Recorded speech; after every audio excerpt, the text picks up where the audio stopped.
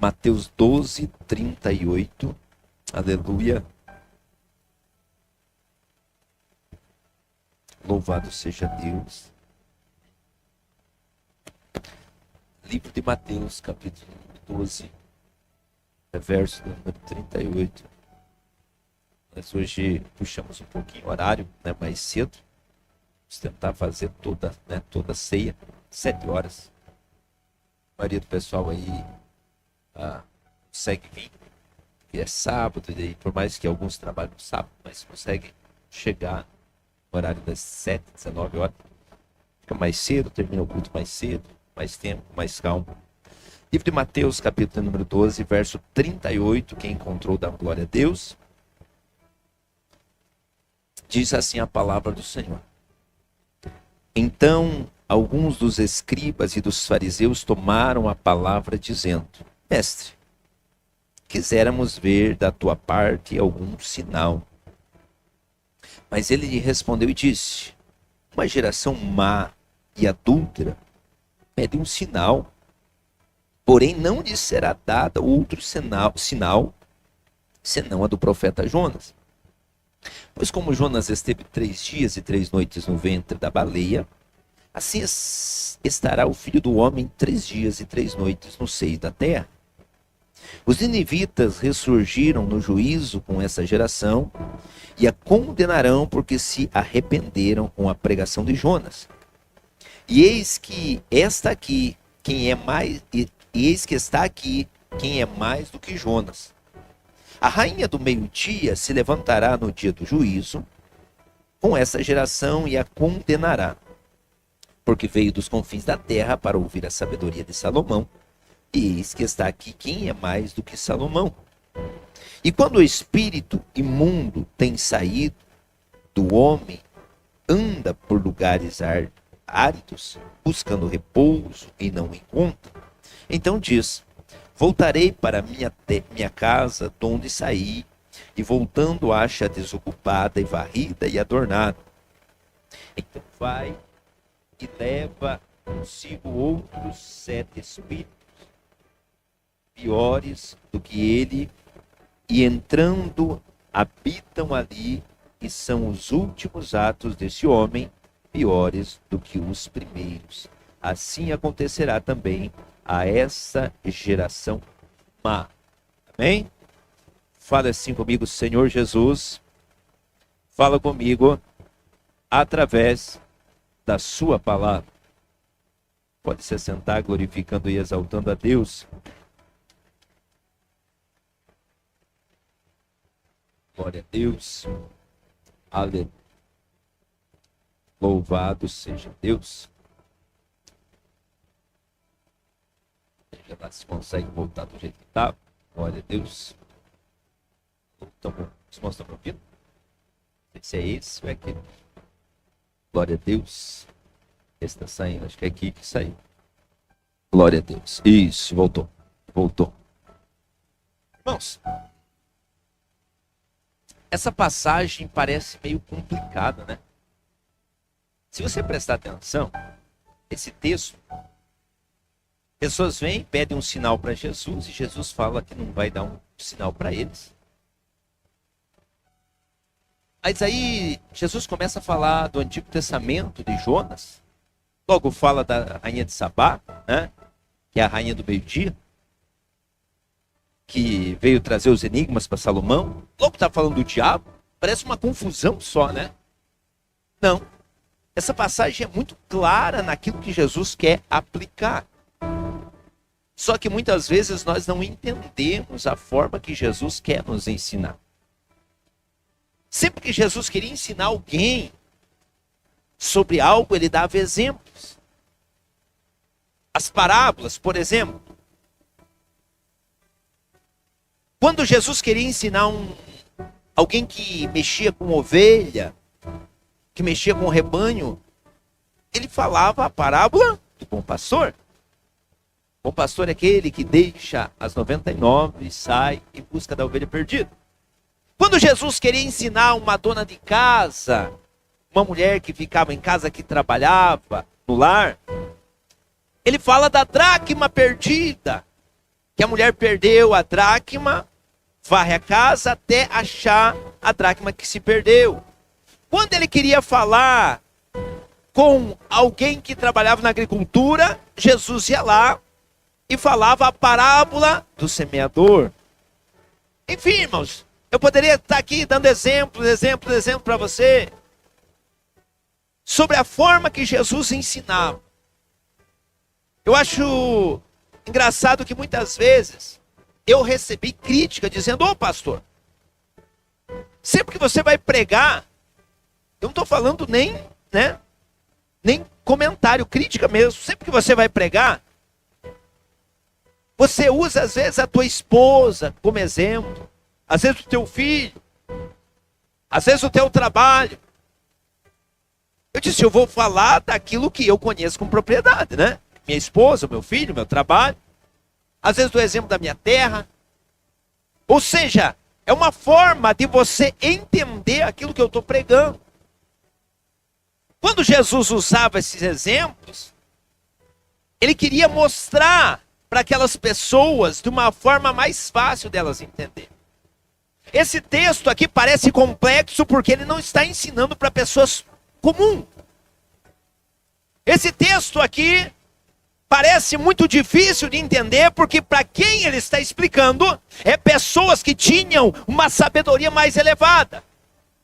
Uma coisa era Jesus conversar com um agricultor. Era só falar a parábola do semeador e eles iam entender.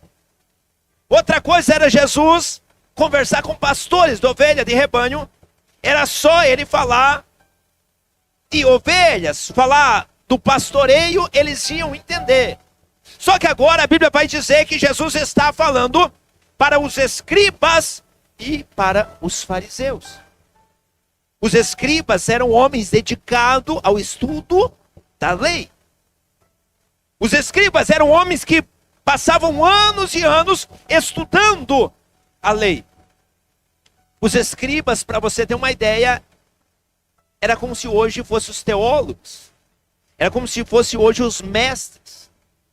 As pessoas que se aperfeiçoam e se aprofundam na palavra, no estudo cultural, no estudo da mensagem. Pessoas com um nível de sabedoria mais alto. Os fariseus eram aqueles que guardavam a lei piamente do início ao fim, sem quebrar uma lei. Os fariseus eram aqueles que procuravam a todo tempo aplicar a lei de Moisés.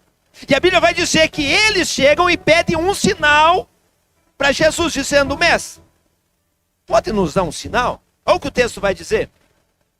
Então alguns dos escribas e dos fariseus responderam dizendo: mestre, nós queremos ver da tua parte algum sinal. O que eles estão dizendo? Nós queremos que o Senhor prove para nós que o Senhor é mesmo o Filho de Deus, o Cristo. Nós queremos ver um sinal. Nós queremos que o Senhor prove para nós. E agora, glória a Deus, ele vai responder aquelas pessoas a uma altura digna da sabedoria deles. Olha o que o texto vai dizer.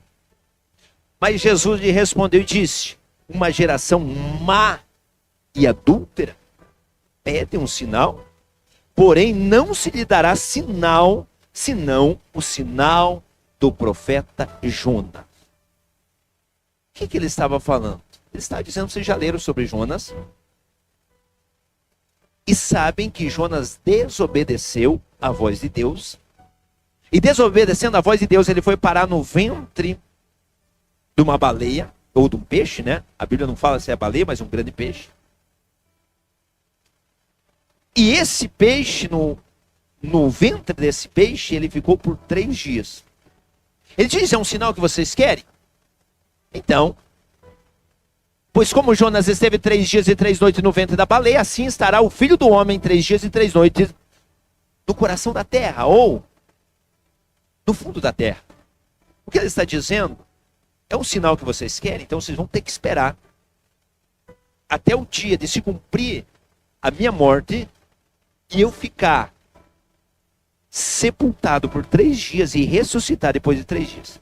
Pois assim como Jonas ficou 3 dias no ventre do peixe, assim eu também vou ficar por 3 dias no ventre da terra. É engraçado que Jesus, ele nunca dá aquilo que nós... Olha só. Jesus nunca dá aquilo que nós pedimos se o nosso pedido for confrontar Jesus. Se você quiser uma cura, pede a cura para Jesus que ele dá. Se você quer uma libertação, pede a libertação para Jesus que ele dá. Agora, não invente de colocar Jesus contra a parede porque o azar é certo. Não invente de colocar Jesus numa situação difícil, porque quem vai ficar numa situação difícil vai ser você. O que a Bíblia está falando é que essas pessoas pediram um sinal para Jesus, que ele era o Cristo, e aí ele diz, se vocês querem saber se eu sou o Cristo, vocês vão ter que acreditar até o dia que eu morrer, porque em vida eu não vou dar nenhum sinal para vocês. Irmãos, o interessante é que às vezes, nós como servos de Deus, nós queremos ficar pedindo sinal para Deus. Todo dia nós queremos sinal. Aprenda uma coisa, Deus nunca vai falar o óbvio para você. Deus vai falar aquilo que você não sabe. Mas aquilo que você já sabe, ele não vai falar e não adianta você pedir sinal. Vou te dar um exemplo. Um dia uma pessoa foi para um encontro com Deus, participou do encontro com Deus, chorou, se derramou, aproveitou o encontro com Deus e na hora do batismo ela disse, Deus não falou comigo para me batizar. Eu disse, Deus jamais vai falar o óbvio com você. Por quê? Porque a palavra dele diz, quem crê e for batizado será salvo. Se você não acredita no que a palavra está falando, você acha que Deus vai tomar um vaso e dizer, ó, quem crer e for batizado será salvo? É isso que eu te digo, né? A pessoa acha que Deus vai tomar um profeta e o profeta vai descer, pegar na mão dela dizendo, ó, Deus está mandando você se batizar agora. Mas peraí, se a palavra não é o suficiente para você acreditar que Deus faz as coisas, um milagre, então não vai adiantar um profeta descer e falar. O que Jesus estava falando para os escribas e para os fariseus? Se vocês não viram os milagres que eu já operei, vocês não ficaram sabendo das curas, das libertações dos demônios que eu expulsei? Vocês não ficaram sabendo de Lázaro que ressuscitou? Então se isso para vocês não basta, chega, eu não vou dar sinal nenhum para vocês. Vocês não terão sinal nenhum. Sabe, irmãos, hoje enquanto eu pedi uma palavra para Deus, Deus falava no meu coração dizendo, fala para a minha igreja. Que está na hora de nós vivemos por fé e não por sinais. Sinal é bom, milagre é bom, claro que é bom. Curas é bom. Manifestação do poder de Deus, mas a nossa fé precisa ser maior do que isso. A nossa fé precisa acreditar naquilo que a palavra está dizendo. E se nós precisamos de sinal dia após dia para acreditar, eu sinto muito te dizer, isso não é fé, irmãos. Isso não é e nunca foi fé. Porque fé é crer sem ver. Se eu preciso ver todo dia uma manifestação do poder de Deus para me acreditar que eu estou no lugar certo, que a igreja é de Deus, que o pastor é de Deus, que o vaso é de Deus, eu sinto muito lhe informar, irmãos. Nós estamos igual esse escriba e esses fariseus, pedindo um sinal para Deus, para Jesus, quando eles já tinham visto e ouvido vários sinais. Quantos sinais você já viu? Já ouviu testemunhos? Quantas vezes você já presenciou a glória de Deus se manifestando? Quantas pessoas já contaram o testemunho e você ouviu? Quantas vezes você já viu manifestação de demônios e pessoas sendo libertas? E por que todas as vezes parece que o teu coração almeja por mais, parece que a todo tempo nós precisamos estar vendo sinais para nós continuar crendo. Irmãos, está errado. Está errado nós depender de sinais. Nós precisamos acreditar sem ver. A fé daquele que precisa ver para acreditar, ela é tão minúscula, que não tem nem como comparar com algo. Porque a fé no tamanho de como um grão de mostarda, é o suficiente para você falar para um monte, precipita-te ao mar e ele precipitará, ou vai daqui para lá, ele irá? Deixa eu só falar algo para você. Essa semana, eu não sei se tem pessoas aqui que pegam o contorno de Almirante Tamandaré, que é o nome desse contorno, não sei como é contorno sul, contorno norte. Norte, aqui, por aqui é norte. Daqui do viaduto do Orleans ali, do viaduto que vai para Campo Largo, até lá em Colombo, eles estão duplicando a rodovia, estão aumentando. Era pista simples, ia e voltava, e agora estão fazendo duas para ir, duas para voltar. E começaram essa obra, acho que no começo do ano. Comecei a fazer a obra para lá. E aí, no começo do ano, tinha um morro, uma montanha. Uma montanha no caminho. Eu falei, como é que eles vão fazer para passar essa rua aqui? E eu passei lá. Eu disse, se eu tivesse a fé como de um grão de mostarda, eu ia ajudar esses homens. Eu ia chegar e ia orar aqui, e esse morro ia sair daqui e a BR ia dar para passar aqui. E é engraçado que eles chegaram com a BR aqui e continuaram para o outro lado. Eu falei, provavelmente aqui vai ser pista simples. E nada. Agora esses dias eu passei lá, eles mudaram o morro. Mudaram o morro. Como? A base da máquina. Só que quando Jesus falou que se a nossa fé for como um grão de mostarda, não tinha máquina. O que eu quero falar para você? Deixa eu emendar com isso, vou contar um testemunho. Tinha uma senhorinha, aquelas irmãzinhas do coque, né, que quando abria a boca saía fogo. Ela ia para a igreja a pé. Eu ouvi esse testemunho. E tinha um morro.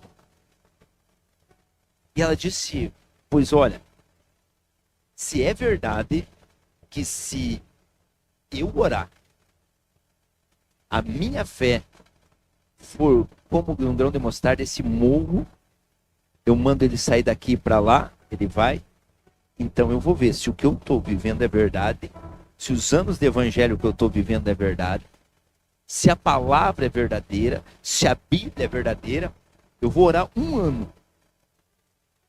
E quando acabar o ano, olha só, eu vou vir aqui, vou levantar as minhas mãos, e esse morro vai ter que sair daqui.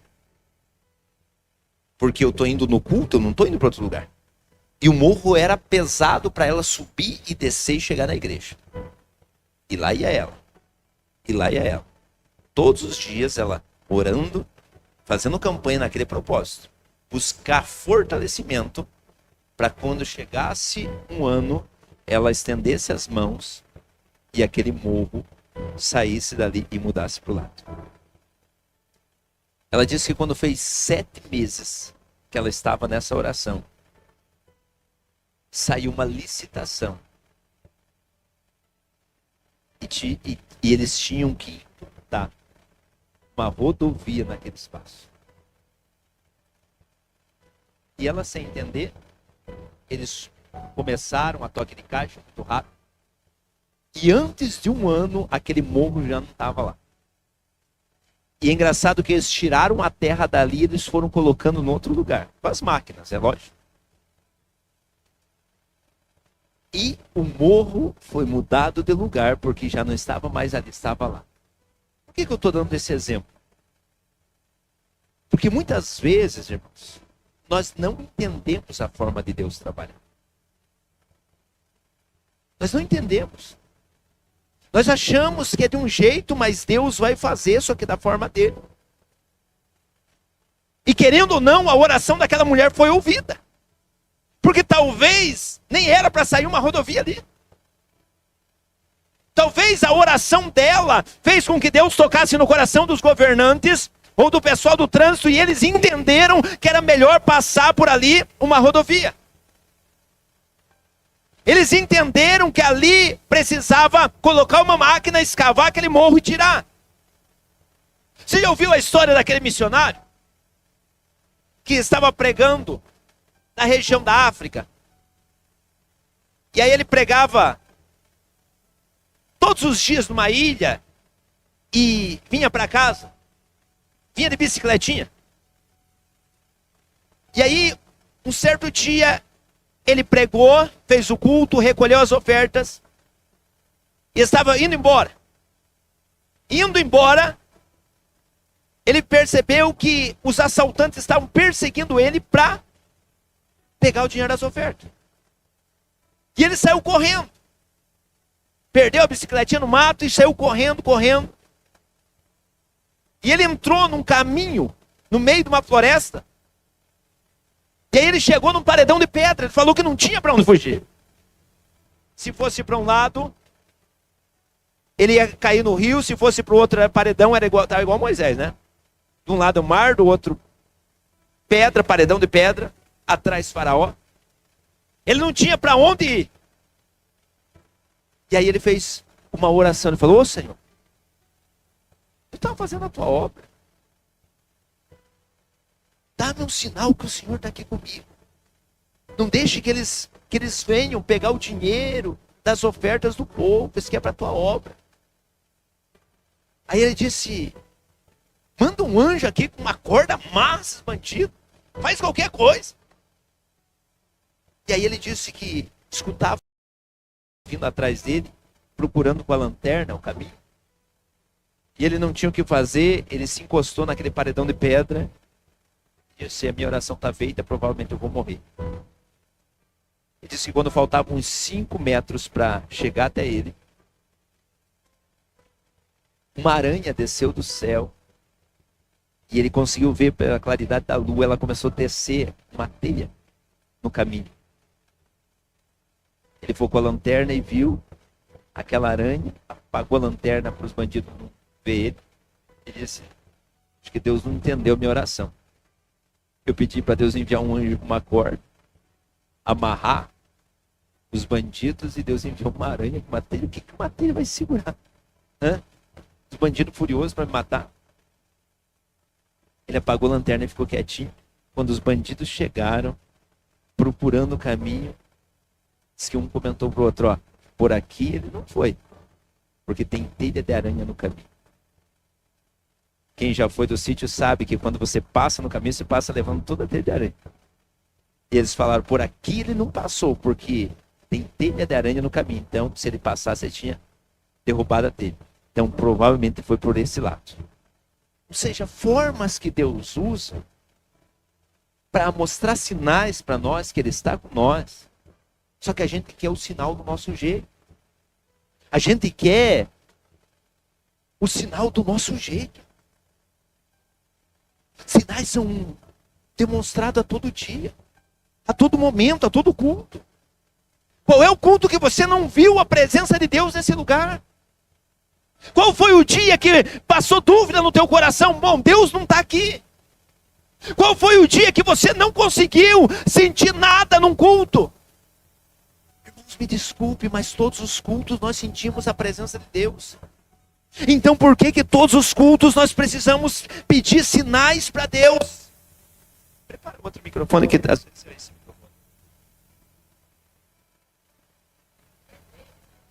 Glória a Deus. Todos os dias nós precisamos que Deus nos dê um novo sinal. Só que aí Jesus nos chama de geração má e adúltera. Por quê? Porque aquele que é adúltero, ele pede fidelidade do outro. Você já percebeu? que quanto mais nós falhamos com Jesus, mais nós pedimos sinal para Ele. Quanto mais nós falhamos com Jesus, mais nós pedimos sinais. E aí Jesus continua dizendo no texto, no verso de número, deixa eu acompanhar aqui. Ele conta uma história dizendo, os ninivitas, o povo da cidade de Nínive, levantarão no juízo e a condenarão porque se arrependeram com a pregação de Jonas. Ele está dizendo os ninivitas, por quê? Porque os ninivitas era um povo mais perverso da terra. Lá eles matavam pregadores, mataram o pai de Jonas. Lá quem ia para falar do evangelho, para falar de Deus, eles matavam. E aí Jesus usa esse povo para dizendo, ele no dia do juízo se levantarão e julgarão vocês. Por quê? Porque Jonas pregou e eles ouviram, mas eu estou pregando aqui porque eu sou maior que Jonas e vocês não estão ouvindo. O que ele está dizendo? Ele está dizendo, os ninivitas ressurgirão no juízo com essa geração e condenarão. O que está falando para nós, irmãos? Pessoas que às vezes nós achamos pior que nós. Pessoas às vezes que nós achamos que não tem jeito. Muitas vezes crê mais do que nós que estamos todos os dias na igreja. Pessoas que às vezes nós falamos, não, esse aí está condenado ao inferno. E às vezes essas pessoas crêem muito mais do que nós cremos. Ah não, pastor, eu creio, deixa eu só refrescar a tua memória. Em algum lugar nós duvidamos. Em algum lugar. Por quê? Porque o que o texto vai dizer, eis que está aqui quem é maior do que Jonas. Passa lá, filho, 42. A rainha do sul, a rainha de Sabá, foi até Salomão, levou enigmas. Por quê? Porque ela duvidava de Salomão. Ela levou enigmas para que ele resolvesse. Ela não acreditava naquela sabedoria. Ela, na cabeça dela, ela dizia, ele pode ser sábio para os outros. A sabedoria dele não. Jesus está dizendo, até ela, no dia do juízo, está difícil. Está difícil. Sem microfone? Glória a Deus. Até ela se levantará no dia do juízo e julgarão vocês. Porque ela veio dos confins da terra para ouvir a sabedoria do Salomão. E acreditou. E eis que está aqui quem é maior que Salomão. Vocês não acreditam. Irmãos, ele estava falando com a nata da sabedoria. Ele estava falando com o fariseu e com o escriba. Ele estava dizendo, em outras palavras, ele estava falando com o crente. Ele não estava falando com o ímpio. Ele estava falando com pessoas que entendem. Olha só que interessante, irmãos. Muitas vezes, nós falamos que cremos. Mas nós não acreditamos que nós precisamos ser dizimistas. Acreditamos em tudo. Mas que precisa ser dizimista, nós não acreditamos. Ou acreditamos que precisa ser dizimista, mas não acreditamos que precisamos perdoar o nosso inimigo para nós ir morar no céu. Ou acreditamos no dízimo, acreditamos que precisamos perdoar o nosso inimigo para ir morar no céu, mas não acreditamos quando manifesta um demônio. Não acreditamos na libertação. Ou acreditamos no dízimo, acreditamos em perdoar o inimigo, acreditamos na manifestação de demônios e não acreditamos quando uma pessoa é curada de uma enfermidade. Fato é, irmãos, que em alguma área da nossa vida nós sempre duvidamos em algo do evangelho. E é sobre isso que Jesus estava falando. Jesus estava falando para eles, vocês acreditam em tudo. Porque vocês são os escribas e os fariseus. Alguém que estudou, que se aprofundou. Mas vocês não acreditam que eu sou o Cristo. Então não vale nada a fé de vocês. Vocês são uma geração incrédula, má e adúltera. Deixa eu explicar para você.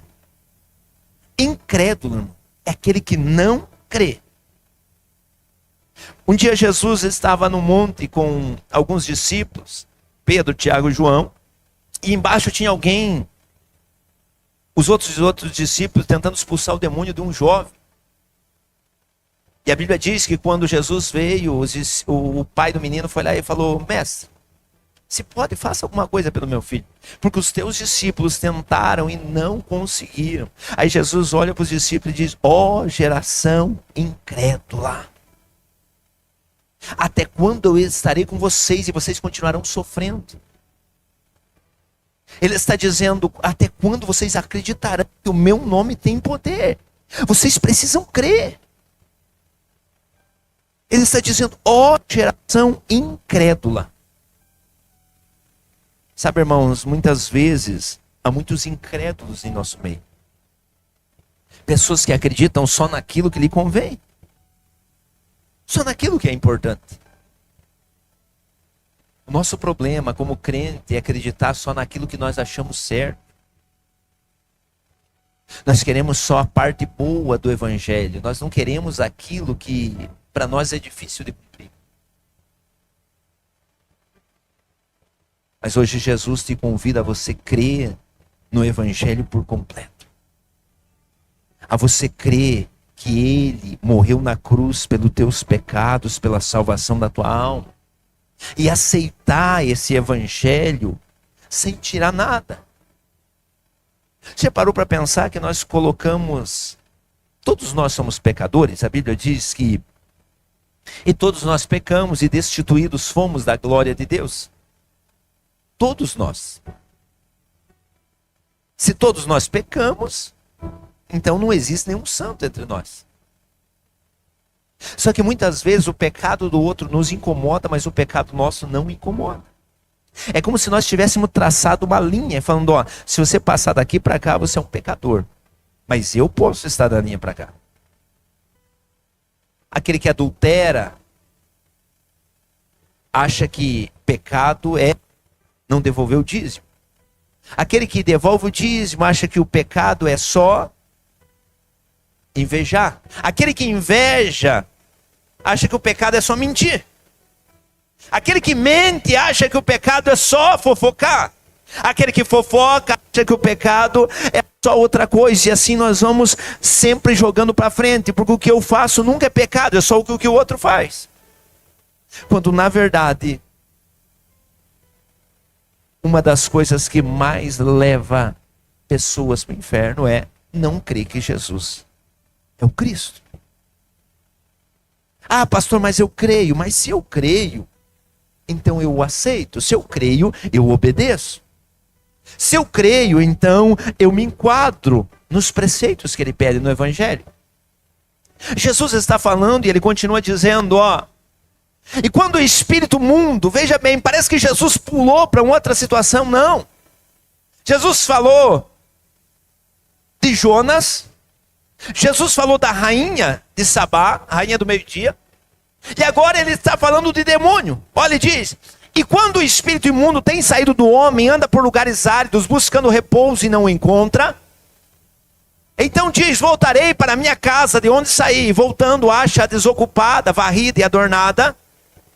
Então vai e leva consigo outros 7 espíritos piores do que ele, e entrando habita ali. E são os últimos atos desse homem piores do que os primeiros. Assim acontecerá também a essa geração má. Olha que interessante. Jesus está comparando os escribas e os fariseus àquela pessoa endemoniada que foi liberta, e o demônio saiu e voltou e trouxe mais 7 demônios, e agora as atitudes daquela pessoa se tornam pior. Assim Jesus está comparando a atitude desses escribas e desses fariseus. Irmãos, o que eu quero pedir para a igreja: não permita e não deixe você chegar a esse ponto onde Jesus te compara com aquele que era oprimido, foi liberto e deu lugar para que o diabo voltasse. Não entendi, pastor. Eu vou te explicar, não tem problema. Jesus está comparando, está dizendo, ó, vocês lerem a palavra, leem a Bíblia, vocês estudam, vocês conhecem, só que quando vocês não crêem em algo que eu falo, Jesus falando, eu estou comparando vocês àquela pessoa que foi liberta, Só que o demônio voltou e encontrou a casa desguarnecida. A casa não está preenchida, sabe por quê? Porque a dúvida faz com que o inimigo entre na nossa vida. A dúvida. A dúvida do quê? A dúvida de que o corpo e o sangue de Cristo é importante para mim. A dúvida de que eu preciso chegar no horário certo do culto. A dúvida de que eu preciso orar e preciso jejuar. A dúvida de que eu preciso estudar a palavra. A dúvida de que eu preciso ter compromisso com a obra, de ter compromisso com Deus. Irmãos, aonde a dúvida entra, o diabo entra junto. É simples. Aonde Deus está, há uma certeza. Aonde Deus está operando, há uma certeza. Aonde o diabo está operando, há uma dúvida. Aprenda isso. E não permita que pessoas coloquem essas dúvidas no coração, porque essas pessoas são funcionários de Satanás. Pessoas que vê Deus operando um milagre, aí ela deixa que a dúvida entre no coração. E às vezes essa dúvida vem por um pensamento, por um sentimento, ou vem pela palavra de alguém. Você já percebeu que nos dias de hoje, muitas poucas igrejas oram por libertação, expulsam demônio? É raro. É raro. Sabe por quê? Porque a dúvida entrou tanto no coração do povo que eles acham que os pastores pagam. Dá lá R$100 para a pessoa fingir. Eles acham que a pessoa paga para alguém fingir que foi curado. Eles acham que as pessoas pagam, que os pastores pagam para alguém vir ali dramatizar, inventar um testemunho. E aí com isso a dúvida vai entrando, e aí nós conhecemos igreja lotada, cheia, que muitas vezes nem o pastor acredita mais que as coisas acontecem. Igrejas lotadas, onde cabe 500 pessoas, 1.000, 2, 3, às vezes 5.000 pessoas, você não vê uma libertação, você não vê uma cura.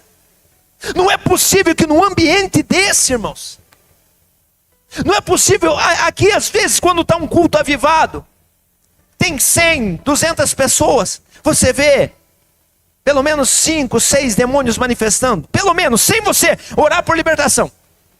Só às vezes no culto, no louvor, na oração. Aí o que acontece que numa igreja de 5.000 pessoas, será que não tem nenhuma pessoa oprimida lá? Será que não tem nenhuma pessoa doente lá para ser curada? Será que não tem nenhum homem de Deus, nenhum vaso de Deus que Deus use para operar os sinais naquele lugar? Claro que tem. Só que o problema é que já deixaram a dúvida entrar no coração. E a minha oração hoje é para a igreja do Senhor. Não vamos permitir que a dúvida entre no nosso coração. Não vamos permitir que a incredulidade entre na nossa vida e nós fiquemos precisando ver sinais. Não. Nós precisamos crer sem ver sinais. Porque se nós crer sem ver sinais, os sinais acontecem naturalmente. Nós não estamos pedindo para ver sinais, mas nós estamos vivendo um Deus de sinais. Nós estamos servindo um Deus de sinais.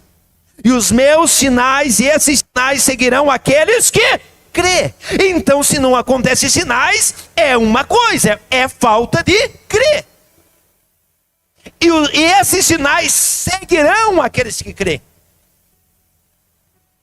Se nós cremos, nós veremos sinais. Nós não precisamos pedir os sinais. Você não precisa sair da tua casa todos os dias dizendo: Senhor, hoje eu estou indo lá para a tua casa, estou indo lá para a igreja Ima, e lá eu quero ver 5 demônios manifestando. Lá eu quero ver 3 pessoas sendo curadas. Lá eu quero ver 4 pessoas levantando a mão, aceitando Jesus. Não, não é isso não. Você vai sair da tua casa dizendo: Senhor, hoje eu estou indo para a tua casa para te adorar. Simplesmente isso. Hoje eu estou indo para a tua casa para te buscar, para prestar o meu culto, para glorificar o teu nome. E os sinais acontecerão naturalmente. Porque eu creio mesmo sem sinais. Eu não preciso de um sinal para que aconteça algo na minha vida, para que eu creia. Eu preciso simplesmente crer que as coisas acontecerão naturalmente. Jesus está falando com aquele povo, dizendo: ó geração incrédula, ó geração má e adúltera, nenhum sinal eu vou dar a vocês, a não ser o sinal do profeta Jonas que ficou no vento do peixe. Assim o Filho do Homem também ficará no seio da terra, no coração da terra, por 3 dias e 3 noites. Ele está dizendo: vocês estão pedindo sinal, vocês vão ter que me suportar até o dia da minha morte. Muitas vezes, irmãos, Deus fala com nós queremos mais um sinalzinho. Ah, Senhor, fala mais uma vez. Ah, Senhor, faz dessa forma. Parece Gideão. Gideão, Deus falava, o anjo falou que estava com ele, e ele diz: ó, eu vou colocar um copo aqui, ó. Um copo com uma lã aqui, né? Um novelo de lã. Se Deus está comigo mesmo, então que toda a terra fique orvalhada, mas nesse novelo de lã não aconteça nada. Aí Deus foi lá e deu um sinal para ele. Toda a terra ficou orvalhada, o novelo de lã estava seco. Aí Deus diz: basta para você, Gideão? Aí ele diz: só mais um sinalzinho, né? Agora eu quero o contrário. Eu quero que toda a terra fique seca e só o novelo de lã encharcado de orvalho. Aí a Bíblia diz que ele foi lá, pegou aquele orvalho e encheu uma taça de orvalho. Aquele novelo, ele espremeu e encheu uma taça de orvalho. Irmãos, às vezes a gente fica pedindo só um sinalzinho para Deus. Mostra um sinalzinho se Deus está nessa igreja. Mostra um sinalzinho se Deus quer mesmo meu dízimo. Tem gente que diz: meu Deus, se a palavra não basta. Mostra um sinalzinho se o Senhor quer uma oferta. Ah, meu Deus. Mostra um sinalzinho se é para me orar. Tem gente que pede sinal para Deus. O que Deus revela que é para ele orar? Deus não vai revelar, filho. Porque já é para você orar. Mostra um sinal se é para mim fazer um jejum essa semana. Oh, meu Deus. Precisa Deus dar um sinal que é para ele fazer um jejum. Mostra um sinal se é para mim participar dessa ceia, Senhor. Porque eu estou meio em dúvida se eu participo da ceia ou se eu fico aqui assistindo o Jornal Nacional. Chega a ser o cúmulo. E a gente falando assim, você não faz ideia, irmão, das mensagens que a gente recebe, das perguntas que as pessoas mandam para a gente. Ô pastor, eu tenho uma dúvida nisso. Ore para Deus dar um sinal sobre isso, Espírito. Se está escrito na palavra e não te basta, não há profecia nem revelação no mundo que faça você acreditar. Porque se você não acredita, é como Jesus falou. Se vocês não acreditaram no paralítico de 38 anos, que estava 38 anos, acamado, levantou. No filho da viúva de Naim, que ressuscitou. Na filha de Jairo, que ressuscitou. Se vocês não acreditam em Lázaro, que ressuscitou depois de 4 dias. Se vocês não acreditam nisso, então para que eu vou dar mais um sinal se vocês também não vão acreditar? Na verdade, nós não queremos, no fundo, nós não queremos mais um sinal. Nós queremos ficar incomodando Jesus com demonstração de poder. Por quê? Porque no fundo, nós não acreditamos. Nós não cremos na palavra dele. A palavra dele precisa vir com sinais para nós. Mas hoje, no nome de Jesus, depois dessa ceia, você vai passar a crer. Sem nenhum sinal. Se Jesus não operar nada nesse ano, você não vai se desviar. Porque tem pessoa que, se ele não vê uma manifestação, ele já vai se desviando do caminho. Ele deixa um dia de vir no culto, outro dia de vir no culto, outro dia de vir na ceia, outro dia já ele vai saindo do ministério. Ah, eu participo de tal ministério, acho que eu vou me afastar. Ah, agora eu vou me afastar disso. E aos poucos ele vai se afastando. Porque ele é igual Tomé. Ele diz que crê, mas ele precisa tocar, apalpar. Irmãos, não seja assim. Eu estou pregando hoje para crentes, para pessoas com a fé centrada na palavra, com a fé alicerçada. Se amanhã ou depois acontecer um milagre extraordinário, glória a Deus por isso, mas não é isso que vai nos manter na casa de Deus, não. Não é isso. Se amanhã ou depois um morto ressuscitar, que levantar, amém, glória a Deus por isso. Mas se não ressuscitar, eu vou estar aqui a Deus novamente. Porque a minha fé está em Cristo Jesus, aquele que morreu pela minha vida e pela tua vida. Amém? Pode aplaudir a Jesus nessa noite, igreja. Se coloque em pé. Glórias a Deus. Louvado seja Deus. Que você possa, que o Espírito Santo possa falar mais no teu coração. Que o Espírito Santo possa ministrar a palavra a cada dia na tua vida. Que você possa a cada dia mais e mais ter comunhão com Deus, comunhão com o Senhor. Irmãos, eu creio que Jesus,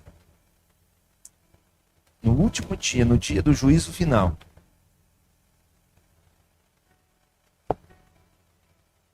não vai ter, a Bíblia diz que ele não terá ninguém por inocente.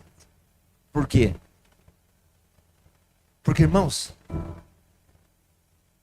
tem pessoa que ela crê numa coisa, tem pessoa que tem revelação, né? Tem pessoa que ela precisa de revelação para ela acreditar. Tem pessoa que se um culto não tiver revelação para ela, aí tem a Deus de amor. Deus de amor tem revelação todo dia, né? Aí tem pessoa que acredita né, em outras coisas. Aí Deus vai lá e tem outra igreja. Tem igreja, irmãos, para todo tipo de crença. É lógico, precisa ter um balanço. Está na palavra, está centrado na palavra. Mas no último dia, no dia do juízo final, não adianta você chegar lá e dizer: ah, eu não fiquei crente porque agora os pastores liberaram a calça e eu sou aqueles crentes que, né, só de saia. E tem a igreja que só pode usar saias, irmã. E tem a igreja que os irmãos também têm que usar saia. Sabia, pastor? Na Escócia. É, saiote, né? Escocês. Os escoceses. Aí, mas eu vou para a igreja, mas eu gosto de tomar um golinho de vez em quando. Tem uma igreja aí que libera. Tem até isso, libera. Eu queria ir numa igreja que não precisasse dizimar. Esse negócio de dizimar, eu não vou. Tem igreja que não precisa dizimar. É a hierarquia de lá, é a forma que eles entendem. Então lá no último dia não vai adiantar a gente chegar para Jesus e dizer: eu queria te servir, mas eu não podia fazer isso. Jesus ia falar: mas eu deixei tal igreja. Você podia estar lá, congregando lá. Então diante de Jesus não terá ninguém por inocente, irmãos. Ninguém. Agora, aonde você estiver, ande em conformidade aquela doutrina, com aquela regra. Se você é da Deus e Amor, na Deus e Amor não pode televisão, não tenha televisão em casa. Porque se torna pecado por desobediência ao espaço. Aonde, pastor? Deixa eu te explicar uma coisa. A Bíblia diz, olha só, a Bíblia diz no livro de Atos dos Apóstolos, que a igreja primitiva não pedia o dízimo, 10%. Não sei se você sabia disso. A igreja primitiva pedia 100%. Não era o dízimo. Não. Era 100%. Tudo que você ganhava, você chegava e colocava não na mão, não na salva, não no altar, mas nos pés dos apóstolos. Qualquer um que lê a Bíblia sabe disso.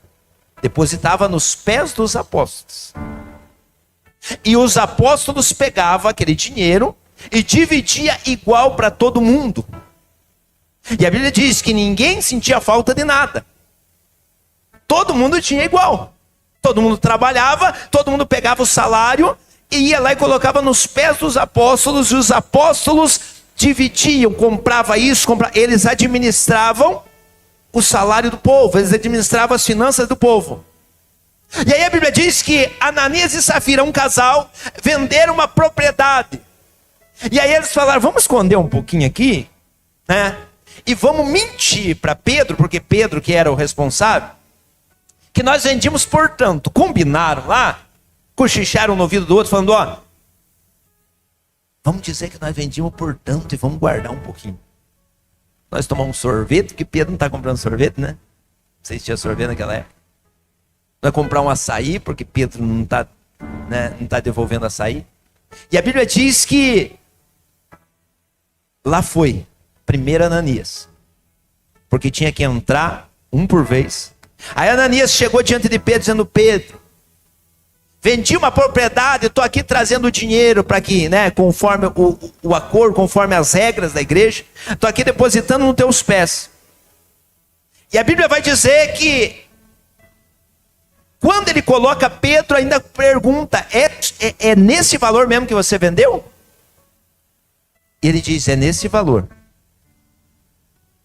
E a Bíblia diz que ele cai morto. Livro de Atos dos Apóstolos, qual que é? Livro de Atos, qual que é o capítulo? Qual que é o versículo? Procura aqui para mim, já coloca aqui, senão eles pensam que eu estou falando bobagem. Atos dos Apóstolos 5, se não me falha a memória, é isso. E a Bíblia diz que o homem caiu morto no chão. Eles cobrem com um lençol, nem tira o corpo, vem entrando quem pela porta? Safira, a esposa de Ananias. Aí chega diante de Pedro, e Pedro diz: é verdade que vocês venderam uma propriedade por tanto? Ela diz: é verdade. Aí Pedro diz: por que cuideis? Olha aí, ó. Só volta um pouquinho só para mim. E Ananias, ouvindo essas palavras, caiu e expirou. E um grande temor veio sobre todos os que ouviram.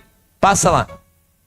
E levantando-se os moços, cobriram o morto e transportando para fora o sepultaram. E passando um espaço quase de 3 horas, entrou também a sua mulher, não sabendo o que havia acontecido. E disse-lhe Pedro: dize-me, vendesses portanto aquela herdade? E ela disse: sim, portanto. Então Pedro lhe disse: por que é que entre vós vos concertastes para tentar o Espírito do Senhor? Eis aí a porta os pés do que sepultaram o teu marido, e também te levarão a ti. Passa lá. E logo caiu aos seus pés e expirou. E entrando os moços, acharam na porta, e levando-a para fora, a sepultaram junto com o seu marido. Irmãos, por que a palavra diz sobre isso? Olha que interessante. Está escrito na Bíblia que precisa dar tudo? Não está. Existe algum mandamento que você precisa receber? O que você vendeu, você precisa levar tudo para a igreja? Nos pés dos apóstolos, nós estamos falando de Pedro. Não estamos falando de qualquer apóstolo, não. Estamos falando do Edir Macedo, não. É que me perdoe, é a forma direta. Mas é que tem gente que fala tanto do Edir Macedo, né? Tanto do Valdomiro. Aqui era Pedro. E era para levar tudo. E aí, se não levasse, a própria palavra diz que o Espírito Santo matou. Porque diz: por que contendeis contra o Espírito? Por que vocês combinaram de mentir para o Espírito Santo? E eles caíram mortos. Aí você diz: mas por que isso aconteceu? É simples, irmão. Porque aonde você está, existe uma autoridade sobre aquele lugar. E aquilo que lá Deus falou para aquele pastor, lá se torna pecado a desobediência. Vou te dar um exemplo. Só vou te dar um exemplo. Parece loucura o que eu vou falar. Por favor, não me leve a mal. Mas na igreja que é pecado raspar o sovaco? Ah, mas eu quero ficar aqui, mas eu quero raspar. Então sai de lá. Ah, mas eu quero ficar aqui, mas eu quero andar com eu quero. Tem igreja que não pode. As irmãs raspar as pernas. Tem, irmãos. Sei que tem. Tem igreja que você não pode assistir televisão. Ah, mas eu gosto daqui, eu assisto a minha televisão. Então sai de lá. Poxa, você vai ficar confrontando toda hora a liderança. Ah, mas pastor, eu quero ir na IMA, mas eu quero do meu jeito. Não existe do teu jeito, filho. Existe a visão de Deus. Aleluia. Ah, eu quero congregar lá em tal igreja, mas tem que ser do meu jeito. Não existe o teu jeito, não existe nem o meu jeito. Você acha que isso aqui foi o Pedro que inventou? Não, agora todo mundo vai ter que trazer. Não. Pedro recebeu algo do Espírito Santo ali. E se Pedro recebeu uma revelação do Espírito Santo, ali era daquele jeito. Era simples, era só ele dizer, não, então eu não quero congregar aqui, eu quero congregar com Paulo. Com Paulo não precisava. É verdade? Com Paulo não precisava.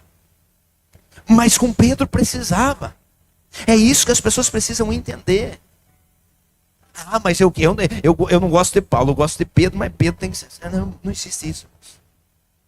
Deus dá direção em cada lugar de uma maneira. Ah, eu gosto de congregar na IMA, mas eu queria que o pastor tirasse esse cinza da parede e pintasse de cor de rosa. Não.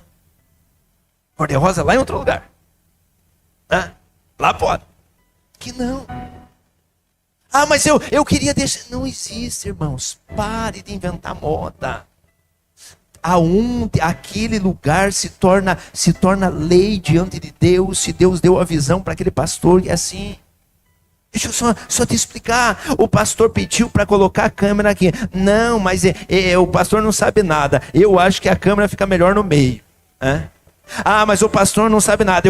Eu acho que a câmera fica... Não, se o pastor pediu, aquilo virou lei, irmão. Não é que eu sou maior, não. É porque Deus deu a direção assim. Simples. Tem coisas que eu também não entendo. Se alguém veio e disse, ô pastor, por que assim? Eu disse, não sei, Deus mandou fazer assim. Ah, mas pastor, eu acho melhor assim. Eu disse, eu também acho, mas Deus diz que é assim. E não é o meu jeito, nem o teu, é o jeito de Deus.